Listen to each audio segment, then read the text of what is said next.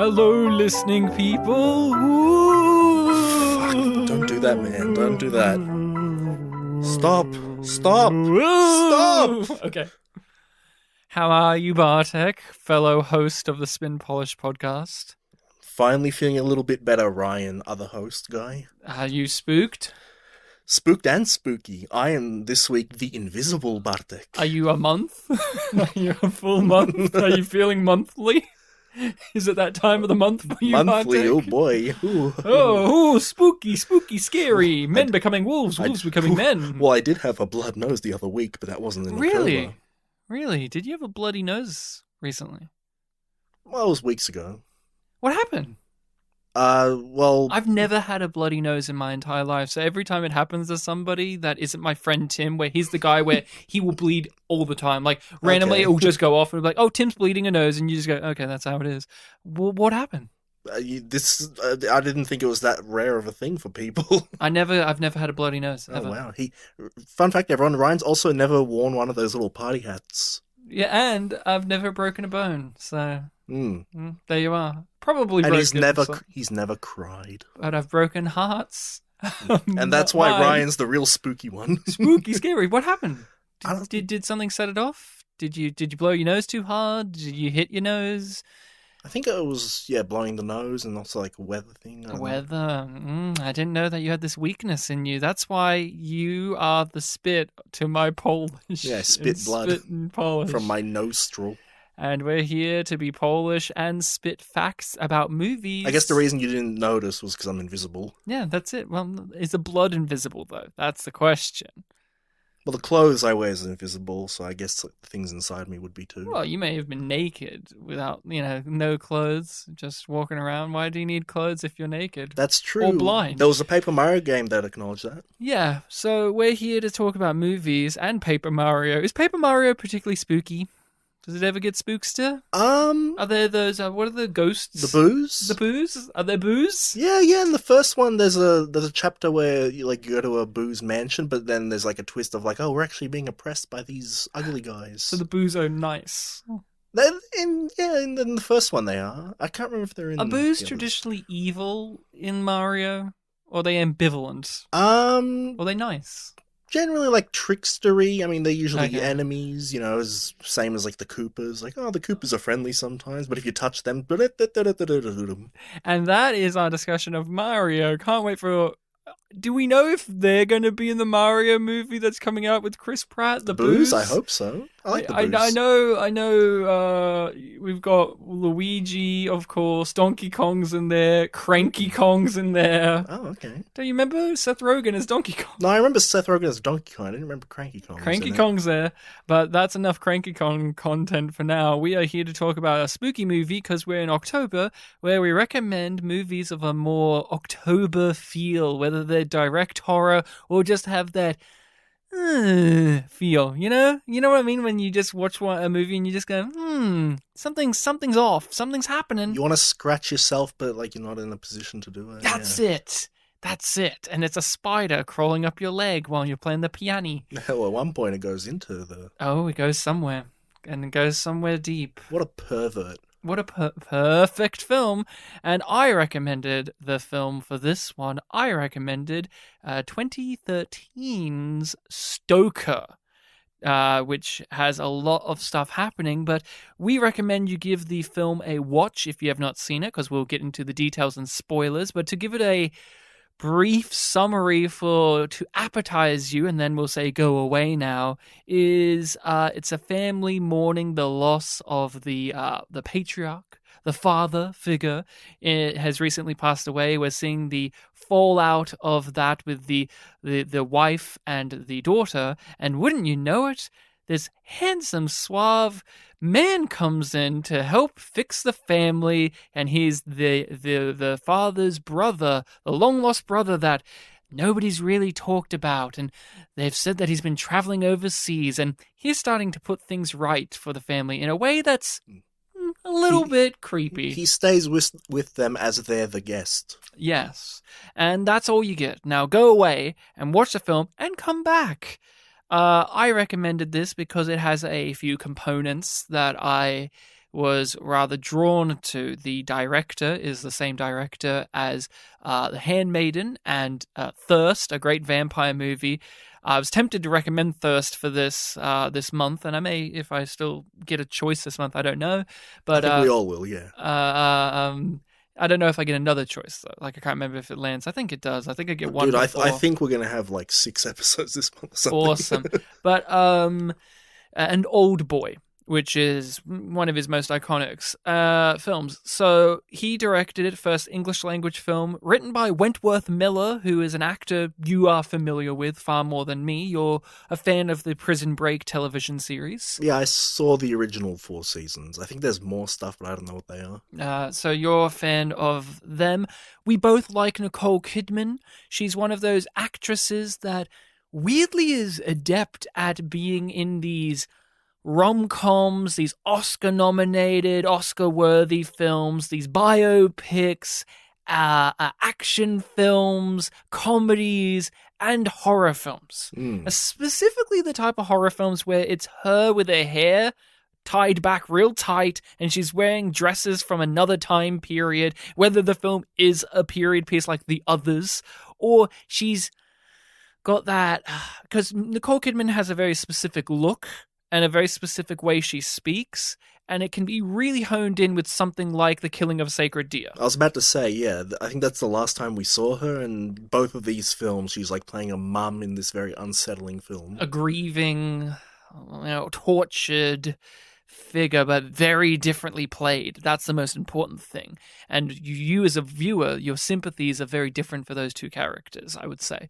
But then yeah, we had, there was a lot of elements going into this. I was like, oh, this is interesting. I remember I heard about it at the time, and I didn't know too much, but it was one of those, I'll note that down and I'll watch it later. Well, it's almost 10 years, baby, and I'm here to watch it for the pod. What about you? Anything you knew about this film? And if not, any ideas of what you were going to get into? I think I even asked the question at the end of last episode. Just hearing the title Stoker and it's spooky month, I'm like, oh, well, Bram Stoker comes to mind. Is it going to be something like that? So obviously I was thinking, oh, maybe it's like maybe not Dracula, but like a vampire thing. And then cut to after I watched the film and I go on like the Wikipedia page to read like the development section and I read that too. and there's a bunch of lines from Wentworth Miller talking about the film where he's like, it's got nothing to do with vampires. A lot of people thought it did, but no, it's got nothing to do with vampires.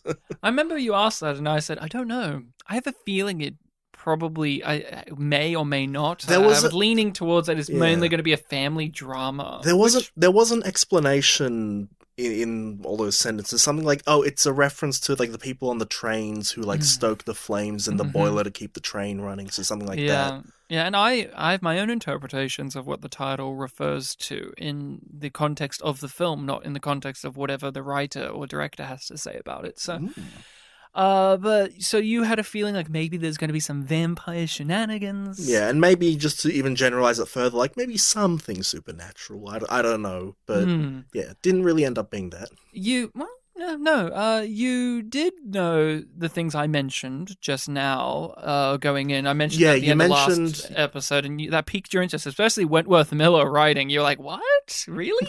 Him? It's mostly because I just haven't thought about him in a really long time. Yeah, he's an interesting person, let's just say that. He's had a very interesting life from what I've read. Okay, well, sounds like you might know more about him than I do. I think he was homeless for a period of time, after Prison Break. I don't know. He just kind of dropped off the map, and he's got a very bizarre writing career.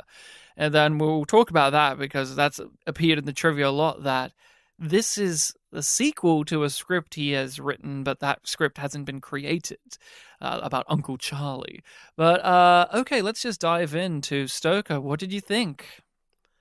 I thought it was alright. I wasn't, super, into it, but it was fine for me. Yeah? Yeah. Just fine? Yeah, it was fine. It worked, and by the end when, the final... the resolution, what our main characters really like is shown. and you can reflect back on what the whole journey of the film was. I did appreciate it a bit more, Mm, but in general, I just thought it was all right. It was very poetic. I mentioned before as a joke, like, oh, the guy is the guest, like mm, referencing the guest, where that film was about someone relatively unknown to them, but with like a believable connection to a deceased relative, mm. staying with the family and like killing in some ways for them. Mm-hmm. But really, he'll just as likely kill them too if Yes. something goes wrong. He's smiley Yeah, and gentlemanly and handsome yeah. and This felt polite, like but a you know there's something broken Yeah, there. this felt like a version, even though I think that film's much newer than this one. That one's A year later. 2014. Yeah, that's right. Yeah. It felt like sort of a more poetic version of that, which Mm. in some ways, like, oh, more interesting in this way, but in other ways, I don't want to say wanky, but like in some scenes, it did feel a bit like, okay, where's this going, kind of thing. Mm. Mm-hmm. Um, but yeah, like I said, by the end, when I was reflecting back on like the journey, I was like, oh, okay, that is interesting. It's a slow burn and it's Mm. a slow paced movie, which I was not surprised by because it's this director. The Handmaiden's a long movie. It's fun though. That's the difference. The Handmaiden's people. If you haven't watched it, watch it. It's a Mm. great film. Be warned, it's nearly 3 hours long, but it's a great film. Is it Uh, that long? it's like 2 hours and like 30 minutes or something. But Oh, and it depends which version you watch. There is an extended cut. right. But so I Ryan, what did you think of it? I I was worried at the outset because I was looking at it and I go, oh no, did I not pick a spooky enough movie for spooky month? But then the film said, Ryan, it's me, the director of Old Boy. I'm always violent. I'm like, oh, good, thank you. I had a very strained relationship with the film. I didn't really click with it for a very long time. And then there was a moment where I went, okay. I have a now newfound respect for this. And then by the end of the movie, I sat back. It was just me. I watched it alone in the dark. And I sat there going, I think I loved this movie. So I had a very roller coaster ride with Stoker. Mm-hmm. Here's how I look at it. This is my view of why this drew me in. Now, I read afterwards that Wentworth Miller was very much inspired by Hitchcock, and that makes sense now that I think about it, but this is what I got out of it. Two things that were key to my enjoyment of it is one, this is a coming of age story, but for a psychopath, Yeah, and or a sociopath at the very least. Yeah. I like that. I Mm. like that That's because kind. it That's doesn't kind of. present itself as that Yeah. immediately. And you're That's like, what I ah. was alluding to by like the resolution, what the film was actually about, kind of thing. But when I first realized, when I decided, oh, this movie's really in my alley, is we get the revelations about Charlie. Mm. And it's very, very silly. The way it's presented is like it's riding this line between being very dramatic because it's visually presented, but also it's tropey.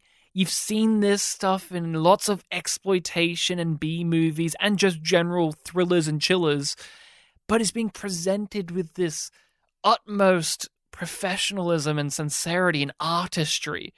And then I went, oh, okay. This is what I want. We used to do a show called Mystery Box, which we haven't done in ages, but I hope to get back to it, where we would come across some of these films in quotations. This reminded me of Distant Cousins, for instance, where Mm-hmm. there are these exploitation throwaway crap movies where you have the family that's broken, but then the stranger comes in and fixes their lives or torments their lives. So it is through murder and gruesome. And there's the stepfather movies is a great example of this. And what I really liked about it is it's as if somebody looked at those films, looked at them and said, can I make them but good? Mm. Like, can I grab one of these mystery box films? Can I grab one of these straight to DVD thrillers? Can I grab one of these 70s exploitation films? Can I grab one of these and do them, but with absolute like poetic nature to it with visual flourishes that you would expect from a high end director like the man who gave us Old Boy. Can that be done? And we've seen many directors play around with that. That's Tarantino's career. Tarantino's career is he loves these crappy 70s exploitation films, or these spaghetti westerns, or these kung fu movies, and he's like, but can I do them but good? Can I do them but with a good budget and great actors and my style? And I really warmed up to the movie when I started to see it through that lens, because to me, you get the Uncle Charlie reveal where it's like, yeah, this is something that I would have seen in one of those movies, but not presented very well. Are you talking about like the flashbacks with the dad? Yes, and the reason why the movie's happening. Like, he is the reason that he killed the dad, and they have this rivalry, and he's insane, and he's out of the asylum, but he's pretending like he's normal, and we've seen those. We know of those if you have not seen them, and often they are presented in a very cheap, cheesy, tropey, cliched manner, but here you have these beautiful shots. Nicole Kidman, Oscar-winning actress Nicole Kidman, giving a dedicated performance. Everybody is playing to this material, but what I like is they're not playing it straight. They're all slightly arched in their performances. Like, Nicole Kidman's just slightly off in a good way, and same with our lead actress, and especially Matthew Good. Good or Goody? I don't know. He has an E at the end of good. But as Uncle Charlie, where he's very much playing up the slight campy or over-the-top nature of it, but they're not breaking. They're not breaking that arch. They've just got it enough where you contemplate, is this movie serious? Or is it a little bit silly? That's how I'm digesting it. I'm still digesting it, because there are moments where I'm like, oh, this is so silly. But at the same time, it's so po-faced about it that I respect it. How do you feel about this stuff? I mean, definitely when we did get like the flashback scene and all of the interactions that Charlie has with the dad, definitely there was a shift in the tone there where, this is the reveal of what this character actually is, that what he's acting like in the present day is, a performance that he's doing for these characters. Definitely there you're seeing the facade that's going on. In terms of like the campy enjoyment, I guess maybe I only really saw it in that flashback scene. Like, I know there's definitely a little bit more, like, when he's basically being romantic with our lead, when he's giving her the shoe and everything like that.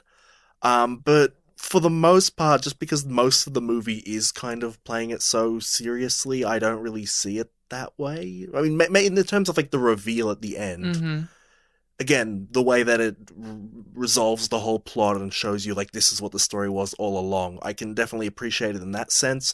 But like you said, it is a very slow film, and it gets to that point quite late in. But you would agree that when you do get that reveal, it flashes you back to why this actor is playing it this way throughout the whole movie, right? It's not a betrayal of that, yes? It's not like he switches suddenly. You're right, but I have more thoughts along that line for our lead rather than Uncle Charlie. Well, yes, but Uncle Charlie is secondary. Yes. So, but I'm gravitating towards that because, to me, it's not necessarily like it was campy fun, but there was an energy he was playing it with, these wide eyes and this rictus grin, and he's always so close to people, and he's way too elegantly charming. Like he's doing gardening in like full like suits and vests and ties, and he, when he kills like the rapist guy, he's like ever so polite about it, and you're like, there's something not quite right here, but it's not quite right in the same way as you think the tone of this movie is presenting you. Like, you walk into this movie and it's a bit pretentious. You got wanky poetry. You've got a lead character who's very emotionally devoid in lots of ways, but also broken as well. You're kind of coming at it. Nicole Kidman is she's delivering it. So you're expecting there's this level of very, very serious, but there's something about his performance where it's just a degree or two to another direction that's a little bit more on the silly side, because there is something about like the piano scene, which is probably the best scene in the movie, when Mm. they both playing piano, and the way he's just leaning in, and the eyes where it's intense, but also there's just something where you go, come on, really? And I related to Dan Stevens in The Guest, where Dan Stevens in The Guest is far more comedic in his performance as our The Guest, but you know immediately when he comes in what you're kind of getting. This is a little bit different, where this guy comes in, you feel like you know what you're going to get when he comes in, but then the film really holds back on it for ages. Like, you expect him to start killing people a lot quicker, or like you would see it, or you get an understanding of what that is, but it takes a little bit. It takes a little bit of time. Like when Jackie Weaver comes into the movie, that's when you really get the feeling, oh yes. And then you see him take care of Jackie Weaver. So you're like, ah yes, but that's a while in.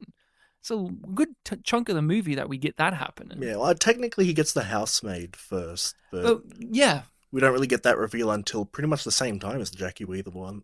Weaver one. yeah, and that's what I mean. Like you flashback, go, oh yes, that's what was happening. Okay, yeah, and you realize, oh yeah, I didn't realize that she wasn't in the film anymore, because you're so drawn to all these other things happening. Well, they have like a sub focus on like, has the maid turned up? Like, no, still okay. Mm-hmm.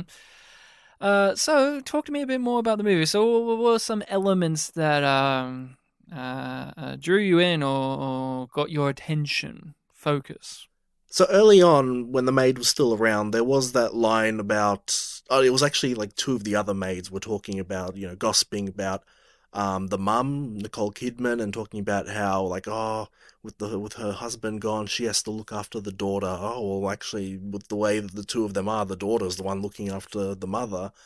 And definitely the film, with a lot of their scenes together, played up this idea of her being sort of like the. When we talk about this film feeling very poetic or modern-y, it's not so much with Nicole Kidman. She feels very modern.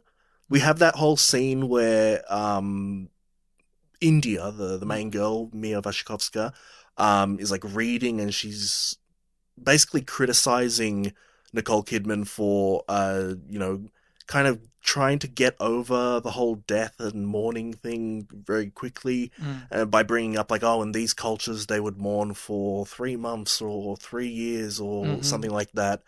And you can just see that Nicole Kidman is trying to like, let's just go out and get ice cream. This kind of very weird thing of like, let's try not to be in this film, basically, of being serious and poetic and stuff like that. Whereas we have, not to sound reductive of our lead performance, but like very sort of emo-y, like, reading poetry, and she feels very, like you said, it's a coming of age, so it feels like she's trying to kind of find her place in adulthood, to the point that there was a point where they mentioned like, oh, 1994, that's the year you were born. And I was like, oh, okay, so she was born 1994.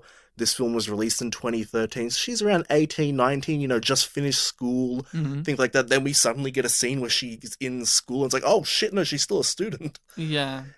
Yeah, very much. I that's my complaint of the movie, the high school stuff. I'll get there, but boy, oh boy. Yeah, when that happened, it almost felt like a twist in a way, because it's like, oh, this character's, she's still dressing a little bit young and feels a bit young, but like, maybe she's just out of school. but her outfits look like from the 18th century. Exactly, that's what I mean. She's like kind of out of place whereas her mum is, like I said, modern.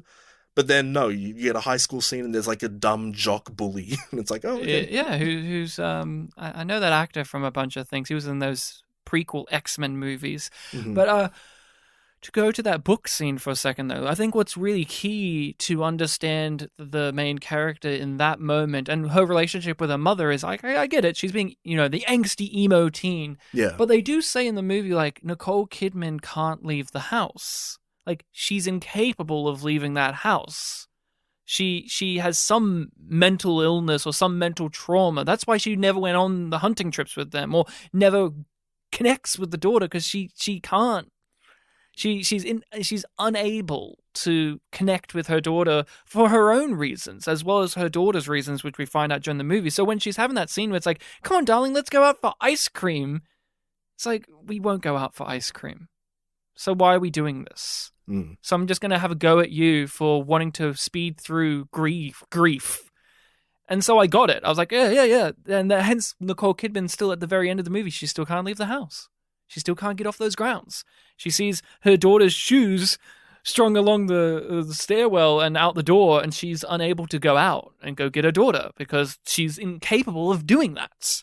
So I thought that was an interesting, like, I really loved them, like the two of them. In all honesty, like, and I know this is throwing stuff for a loop, I could have done without the Uncle Charlie. I could have just done with those two having issues. Yeah, well, like the question you asked me was like, oh, what's something you gravitate towards? And that's kind of what I'm getting at here. Is Uncle Charlie, like, that guy gives a great performance. Like, I really think he's captivating, but there's something about the time management with him in the film where there's just, I need more scenes of him and the daughter together than what we really got, or more scenes of him and Nicole Kidman and the daughter together.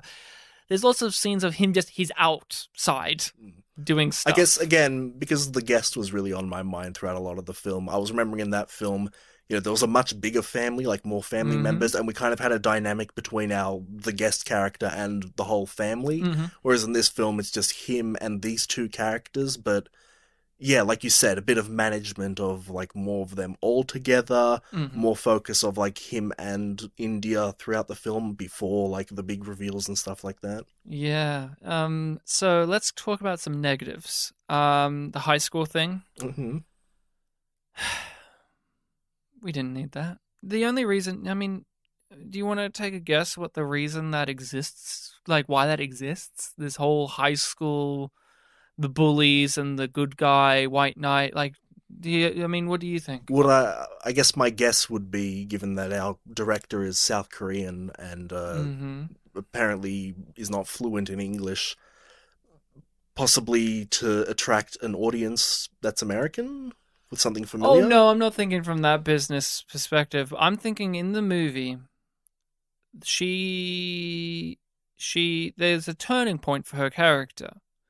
And it involves a teenage boy, or like a boy. Involves Alden Ehrenreich, Han Solo himself. Yeah, acting lessons. And he was great in this. I mean, his character was shit, like garbage. Like, and I don't mean like his character was a bad guy. Like, it was a poorly written character. Was he introduced in the scene where she stabbed with the pencil, or was he introduced before that? Oh, that's a great question. I think he was introduced whenever we went to the school first. So if that's the stabbing with the pencil scene. No. Well, the art scene where she's drawing. Yeah, was he in that scene? Yes, he was. He was? Okay. Yes, he was. And I immediately recognized him because I was like, hey, it's Alden Ehrenreich. And he's always been that guy. No matter how young he is, he's always got a 5 o'clock shadow happening. No matter what. He always looks too old. Because I guess if he was, prominent in that scene, I completely forgot about him because we had the scene where she leaves, like, the back of the school and she, like, the bully clique is there. And she has the confrontation with them, and then he just pops in and is like, guys, you're just being dicks. Go away or whatever. And I'm like, who is this guy? So the whole fucking thing, other than to establish her age bracket, and that further helps understand that she's coming of age because she's a fairly young actress. I mean, at this point, she would have been in her 20s because she was born in 1989. I think the trivia was, 83, 23. So she's skirting the line of looking like a teenage girl because, I mean, hey, she was Alice in Wonderland. But her look in this makes her look older because she's got the dark hair, it's parted in the middle, she's got like this grimace on her face, she's got these old-timey clothes, so there's a dissonance. So you need to establish her age bracket even more firmly. But what I really dislike about this is it's cynical, it's cold, it's just scripty, which is you have to have the bully characters to establish the nice guy, the white knight, the Alden Ehrenreich. So that way you think that there's a possible love interesty thing, and then he turns out to be a rapist or an attempted rapist, and then he's the guy that gets killed, and then that helps turn her to the character journey she'll go on. That's all it's there for. Yeah. None of them are real characters. None of them, nothing. There's no humanity to the Alden Ehrenreich character. There's no like even potential of like believing that he's real, like a real person or a real character. He is just a means to an end. Yeah. Even like what you were just saying there about like, they just have a purpose. Like the bully characters, as soon as they're like, whatever, man, I didn't want to spend time with her anyway, they're like gone. They just don't exist in the film. There's no comeuppance for them. And that's only like their second scene, so you'd be expecting like, a third scene, like a really big comeuppance or something. And I don't mean to be sexist, but there is a little bit of a disconnect that all of the boys are bullying this hot chick.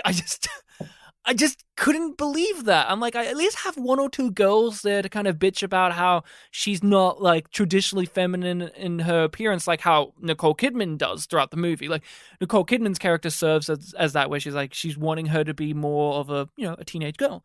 But something about like these football jock bros wanting to like punch her.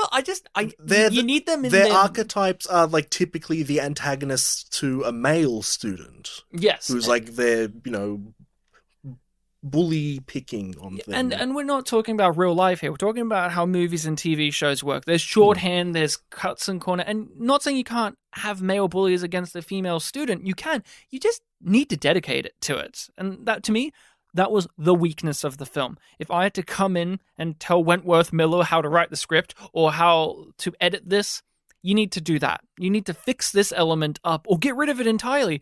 To me, you don't need the rapist boyfriend or like potential boyfriend character for that kill scene. You can find another way in this story with the characters that exist for her to turn to this point, but or have him be at the funeral. Like, have him be there at the very beginning to help, you get this opening thing, which I thought was great, where we get she's on the tree looking at a present, we get her being isolated at the wake, all of that. Wouldn't it be great if you had all of that happening and then it cut to this handsome guy trying to comfort her? And you're like, oh no, she does have someone, but she's not paying attention to him because she's too consumed with her own stuff. You establish him early on in a pivotal scene. Like, you don't forget the boy who's comforting the girl at the wake of her father's funeral, but you will forget the boy who's briefly in the back of the scene in an art class that doesn't matter to the rest of the movie. Yeah, and I would also probably say that if you're going to have a character who's still in school, maybe don't introduce the fact that they're a student going to school at a point where the audience is going like, okay, well, she's not a student. Yeah, because that was my big thing of like, oh, she is a student. Like, just immediately after I decided, okay, well, she's clearly not a student. Yeah, like have a teacher come in and mention it or something. Or whatever the establishing they do to establish he's a student, have Alden Ehrenreich part of it so that he can be put into our minds.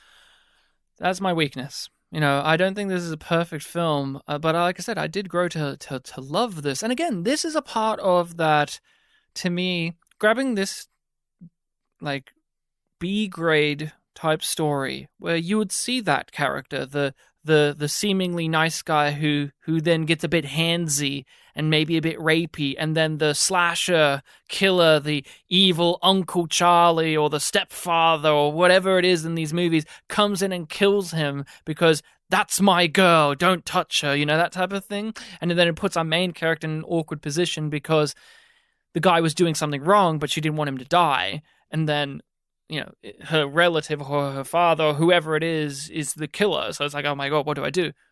I mean, Twin Peaks is also another example of like taking these soap operas at the time and elevating them to something artistic. Like, I thought about Twin Peaks Fire Walk With Me at several points as well, where you have like this, what could be in another writer's or creator's hands, a rather generic thriller, killer, slasher, family drama thing, but you have someone with such like high level artistic integrity and vision that it transforms and elevates into something completely different. You mentioning Twin Peaks Fire Walk With Me just made me giggle because I was also comparing the Alden Ehrenreich character to James. Oh yeah, yeah, yeah. I Like, wish she stuck her finger up at him and said, "Fuck off, James." like at one point, he was like established. Oh, he rides a motorcycle. I'm like, oh, And he goes to this bar at night yeah. that has a red neon sign. Yeah. And the scene following that, like when they're walking over the train tracks in the dark in the woods, I'm like, oh, this is like that ending of Fire Walk with Me where she screams. What else is there to talk about, Bartek? What's something you want to touch upon with Stoker? You mentioned before the flashback reveal scenes. Finally kind of showing us what our antagonistic character was really like. Was effective. I also enjoyed them, and we even had one where they were much younger and they had Mm. younger people playing them. I thought they did a really good job, and that whole scene was it really it captured me. Like when they had the little infant brother, Hmm. how they were like playing together, and it's all nice and going down the slide. He loved stairs. He loved just going Mm. upstairs whenever he could see I really them. like that trick where to let us know which brother was which. Like we obviously knew the two that were playing around, but then when the camera like flipped and panned and zoomed across the yard into the house, Yeah, it's like him as an adult, and then when it cut to an over the shoulder shot, now it's him as a kid. I thought that was a really nice touch. yeah. That was the adult the first shot. Mm-hmm. Okay, I completely missed that because I just saw that. I'm like, oh wow, they got a kid that really looked like him. Mm-hmm. No, it was him as it's him as an adult with his hair slicked in a different way, and then over the shoulder shot, and now him as a little boy. It Hmm. was rather interesting. But yeah, you were saying like the flashback stuff. Yeah, I enjoyed that scene, like the reveal of like the little boy going down the slide and into the hole and just looking around, and the camera's like bird's eye view going out, and it's just like, oh god. And you see the older brother mowing the yard in the distance, unaware of what's happening. Yeah, It's and like it was just stone throw away. this really weird non-naturalistic shift of like, oh, he's not with the little boy anymore, he's out there. Mm. And then we get this weird cut in time where he sees something, he runs, the lawnmower is just going off on its own, and it's the Mm. middle brother just like, doing snow angel in the Which sand. we saw our main character do on the bed earlier in the film. She was Yeah, we doing like did. she was on the bed doing Snow Angel on the bed, tying into Yes. the idea that this film is a film about does this tendency run in the family That's because right. Oh, yeah, and the first one, the metronome, yeah. she's displaying certain things that he has displayed in the past. So yeah, interesting little thing to think about. Again, this is a movie where once it plays its hand, it makes you go, oh right, you're looking back going, oh yeah, and makes you, well, at least for me, keen to give it a rewatch at some point No, to see how it plays out on that knowing of how things are. yeah, for sure. To reiterate my initial impressions when I was talking earlier in the episode, the ending act of the film was really what I enjoyed the most because I was reflecting on things happening before. So definitely there is a rewatch value to this film. And you see, for me, there's something about like when we do see him in the mental asylum and he's like being taken out and he's just, oh, hello. And he's got the awkward hug and everything. There was a level of like, this is a little bit amusing of like, we're really taking this turn. Because again, really got to emphasize it. The film is beautiful, visually stunning. They have elegant camera moves. The music is absolutely breathtaking. It's by the guy who did the score for Moon. Mm-hmm. And the opening credits was very similar to Moon with the writing that's like physically on things. When people run on it, it like falls over the text and crushes underneath people's feet, and everything is very similar to how Moon, where the font has shadow that falls onto the ground and stuff. It's very reminiscent.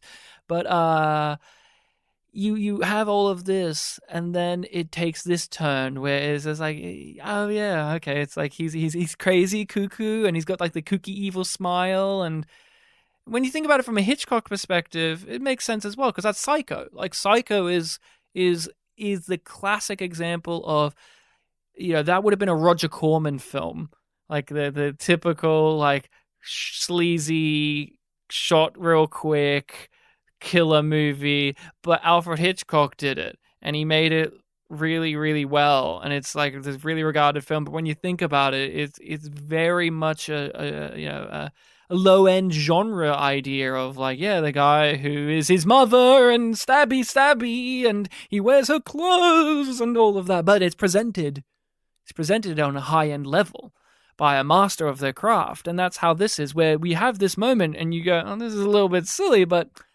God, it's been presented so well. There was this one shot I was absolutely in awe of where the daughter was brushing Nicole Kidman's hair, brushing her hair, and we're Oh, getting the closer on the hair, transition. and then it slowly turns into the marshes where they're waiting to Yeah, hunt. Uh, that was great. and there's so many shots like that. There's many shots of fades within fades as well. Like you had like 4 images faded on top of each other, and you're like, where am I going with this? And then it eventually transform into whatever the scene is. It was like, oh okay, cool. Lots of craftsmanship is put in. Yeah, the scene with Uncle Charlie and the dad was also really good because throughout all the film, whenever we saw Uncle Charlie, he always seemed to be the socially dominant one in all the Mhm. scenes. He's the mysterious guy who people at the party, would approach with caution, and he charms them.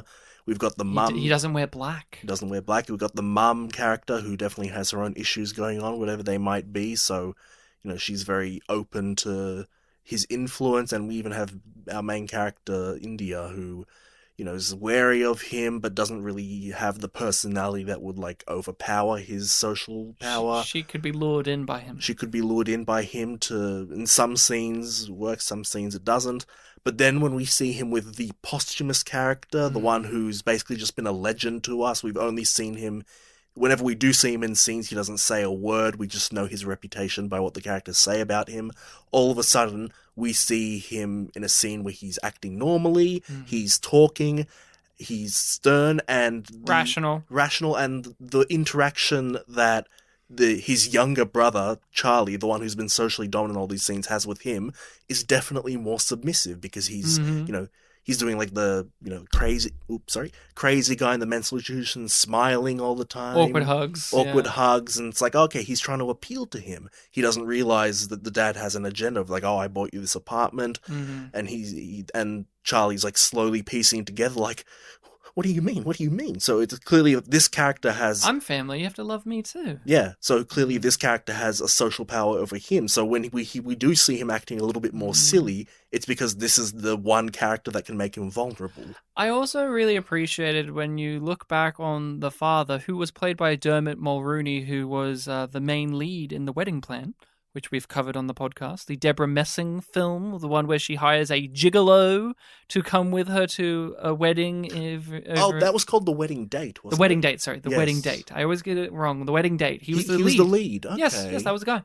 God, that was years ago. Yeah, and well, the years in between these movies, so he's obviously grayed out a bit. But I really appreciated that his struggle is he's the normal one. Like, in his life, he had this little brother he loved so much who got murdered by his other brother who's insane. Then he married a woman who's also mentally unwell. And then he starts to see his daughter start to inhabit and develop the same problems that his brother has. And we have that's the just line, like a damned life that he lives. And then in the end, he is killed. And then we're left in the movie with all the weird ones, all the unwell ones, all the crazy ones. The normal man, the seemingly normal man, is gone. One of the direct, quotes we get that is attributed to him from another character is the, reason why he takes her out on hunting trips is sometimes you got to do something that's bad to stop you doing something that's worse. And it's like a line that really speaks to some sort of dark reasoning. Like, we thought it was just, because it's a bonding thing, a thing that you love to do. But no, there's a clear, plan for why he was doing what he was doing, like taking her out on hunting trips. And then when we find out that he didn't even really like hunting, that was something too. We go, oh, okay. Well, why this then? Yeah, and then we do get why this. So my read on this is it's a coming of age story for a psychopath or a sociopath, and it is a film that posits that perhaps this is something that goes down generations. Is this something? Is it not? It's up to you to decide. Is she like Charlie, or is she her own version of fucked up? Because throughout the film, there's a good portion of it where you think, oh no, she's being lured in and corrupted by her Uncle Charlie. She's like, say, the kid, if we're going to keep comparing it to the guest, the son in the guest, where he doesn't understand why the guest is a bad guy because they're friends. I'll cover up murders for you because we're friends. And maybe he himself could be capable of being turned bad.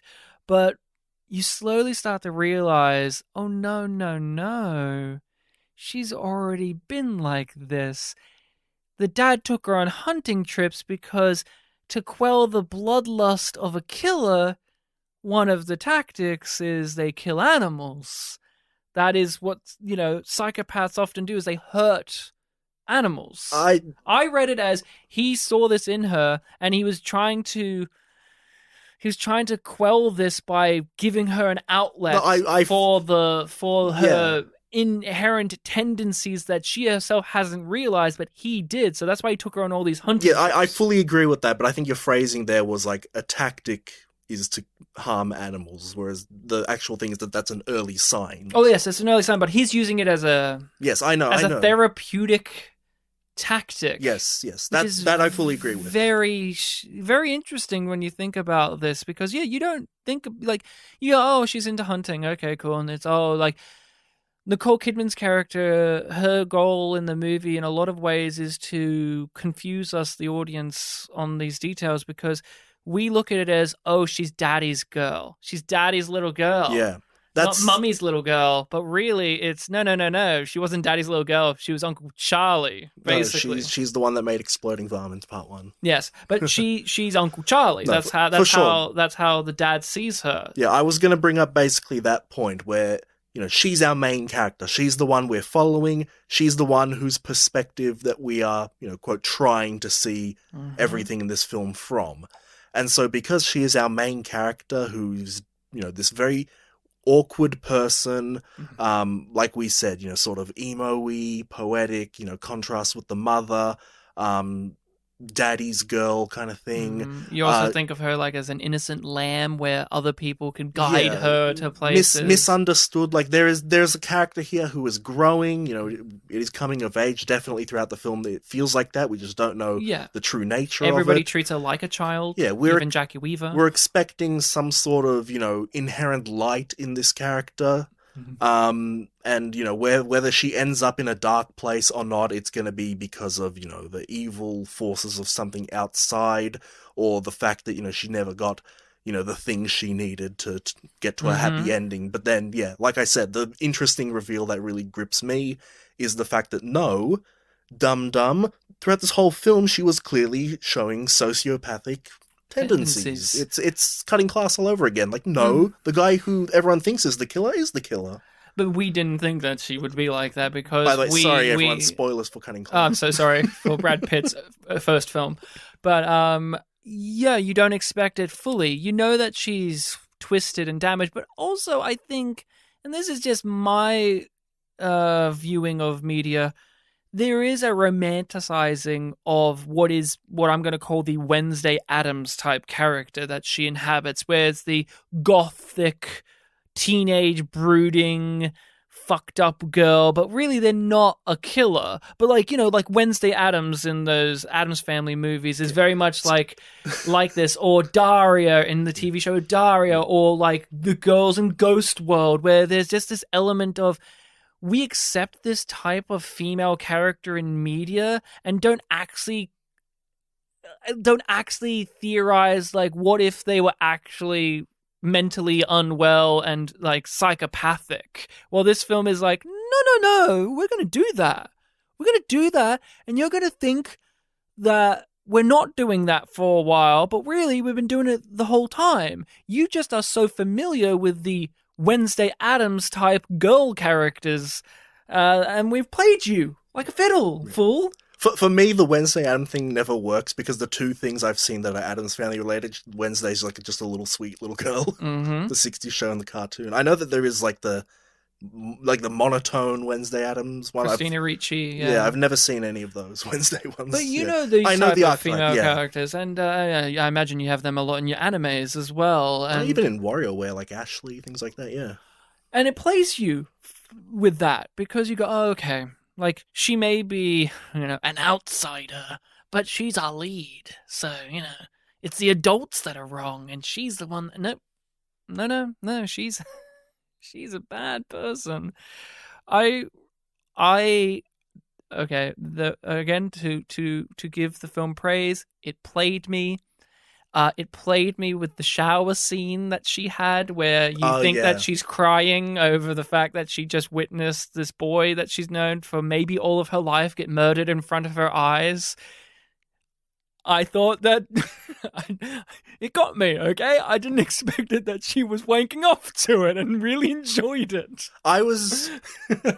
That was good. That was I a good wouldn't. moment. I wouldn't say that I was played, but I was definitely trying to work out what was going on because the way that we were shown what was his character's name? Wolf or something? Yeah, yeah, yeah.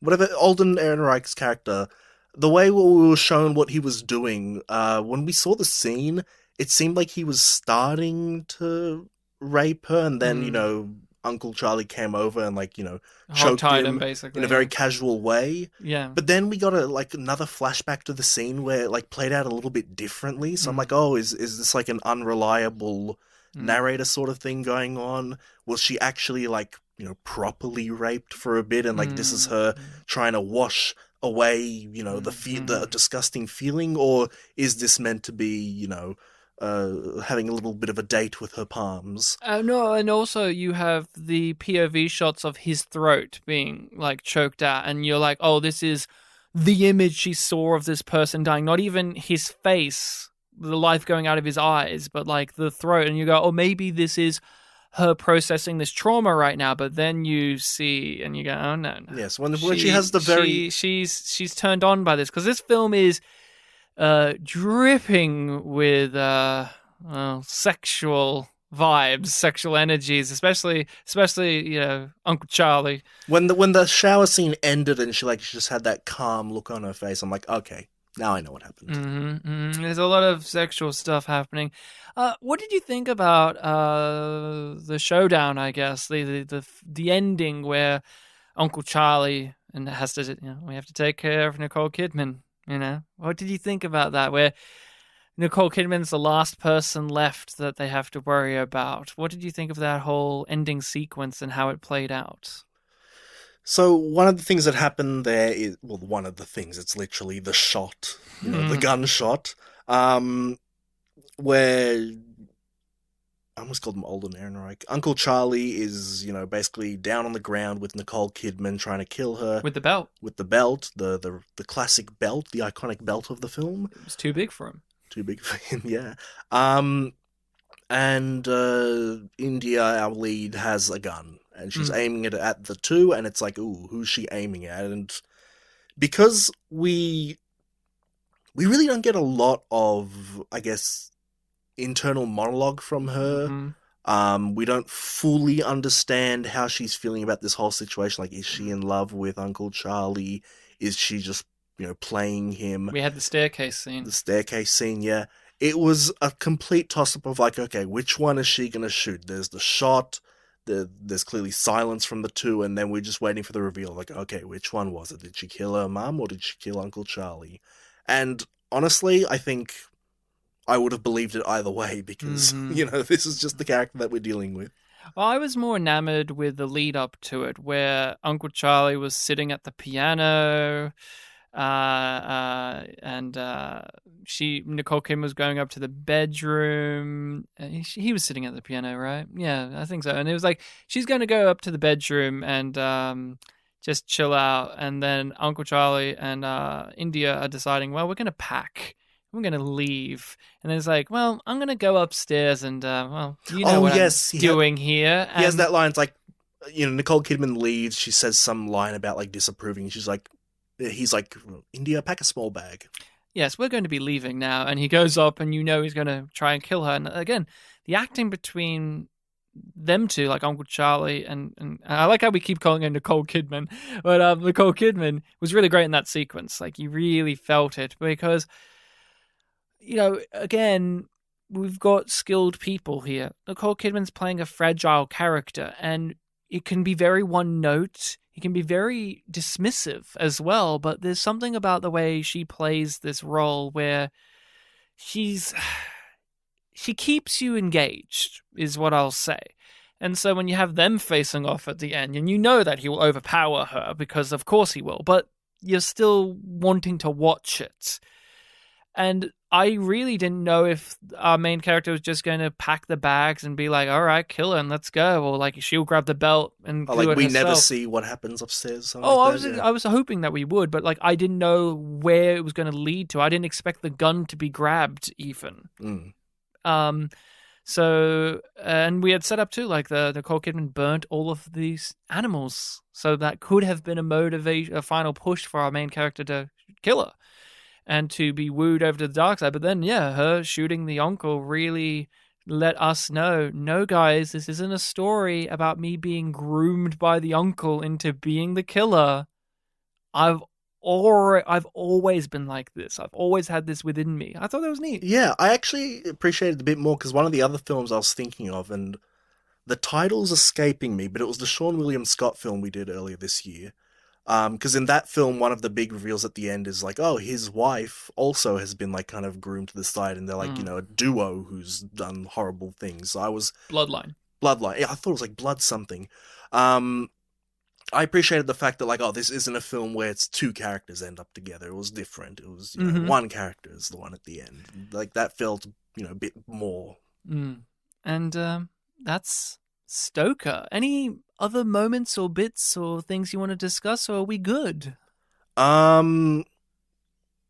The Jock Bully's drawing of the naked girl painting looked pretty decent, actually. It wasn't awful. You'd think for a character like that, it would look awful. Wouldn't it be funny if it's like, actually, he's really artistic and it's our main character that can't draw for shit? They should have had, why a dumb Jock Bully? Why not, like, an artistic snob bully? That would be fucking hilarious. Like, wouldn't that match, this kind of emo-y, artsy character a bit more? Why not? Why not? Yeah, I think that's all I've got. This was just one of those ones where it was a slow burn, but over time, I really grew to appreciate it. And by the end, I think I loved it. So, and I was so looking forward to discussing it because there was this element where I go, oh, this may be a Neon Demon thing for Bartek. There was a point where I was thinking like, oh, Ryan's recommended a Neon Demon thing. But then I remembered Ryan hasn't seen this before. Yeah. So, no, it's not like that. You mean he didn't do it deliberately if he did? Well, you said this is one that's been on your list for a long time, so it's something that you're going to be formulating. You even said earlier this episode that you're still processing it. And definitely I walked in being like, I'm going to, work out my feelings mid-recording. Yeah, I recommend it. It's not for everybody. I think the thing you need to know going in is just it is a methodically paced film. I wouldn't say it's a time waster, and it's not too long. Like, it's not over 2 hours or anything. It's, it's just everyone's giving a specific type of performance as well. But that's all I'll say. Like, I recommend it. I think there's a lot to chew on here. I think it's visually very nice. I think the music is fantastic. But there are certain things like that pacing, like that tone, and those performances that may not work for you as an individual, but give it a chance. I think there's stuff here. What about you?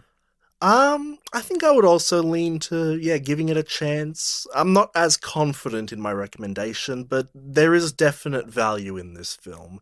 If it sounds like it's your cup of tea and, you're not going to dismiss anything, poetic or, wanky as like, oh, I'm definitely going to hate this, not for me. If you're actually willing to give something like that a chance, or you have a tendency to enjoy things like that, I think this one is worth checking out because there is definite artistry to it.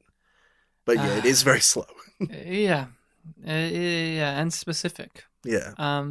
But that's all we've got. First entry in October for Spooky Month. Yep, our second entry. For Spooky Month, but the first in October. Mm-hmm. So next episode is the Listening People's Choice, and I have one that's been recommended to me ages back. My sister recommended a film. Mm-hmm. It's on Netflix even. Ooh. It's a foreign film. I cannot remember. I think it may be Norwegian. Mm-hmm. I would have to. We'll find out next time. But it's called The Trip. The Trip. From 2021. Okay. So recent.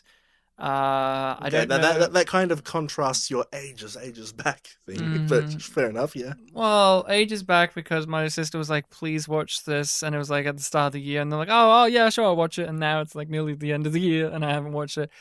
Yes, you're right. So that is the film. I don't know too much about it. I think it's about a husband and wife, and they're dealing with marriage problems and horror ensues. So that is it. And I imagine they're on a trip of some sort, on a Euro trip. A drug trip?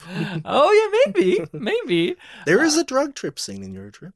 Yeah, I thought you were going to say in Stoker there was a drug trip scene. I'm like, was there? I don't remember. Maybe. Yeah, the high school scenes. It felt completely out of place in the film. Oh, yeah, 100%. You're correct. And all the shoe scenes. I really like that transition where we saw all of her shoes, like just cutting down to the baby shoes. I thought it was very neat. That scene kind of played me because I thought that was just like, oh, cuts in time, but then it was all around her. It's like, oh, this is a bit more obsessive. Yeah, and she's kept them all. So people, you can find us on the social medias of Facebook and Twitter under Spit and Polish Presents. We are posting on there, so feel free to follow us and engage with us. You can email us at spitandpolished@gmail.com if you want to hit us up more directly. If you have not rated and reviewed the podcast on whatever podcast hosting site allows you to do so, you're a fool. You're a damn fool. You can change that right now by doing those things, but if you don't, you're a fool forever. Just know that. You lived a fool and you died a fool. And don't think that we're going to remember that you're a fool because you're as invisible as I am. And we don't pity you, as Mr. T would say.